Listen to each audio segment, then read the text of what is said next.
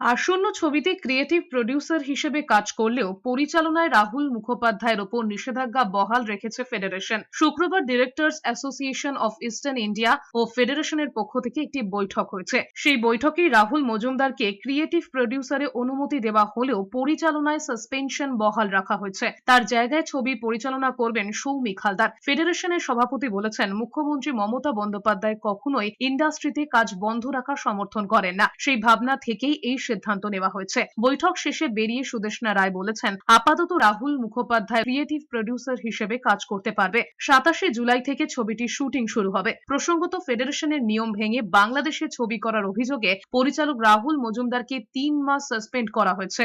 রাহুলকে এখন কাজ করবেও অ্যাজ ক্রিয়েটিভ প্রডিউসার, যেটা আমাদের যে প্রযোজনা সংস্থা তারাই বলেছিল যে ক্রিয়েটিভ প্রডিউসার হিসেবে রাহুল থাকবে অন ফ্লোর, এবং ডিরেক্টর সৌমিক হালদার এবং অনিমেষ বড়ুই হচ্ছে ক্যামেরাম্যান।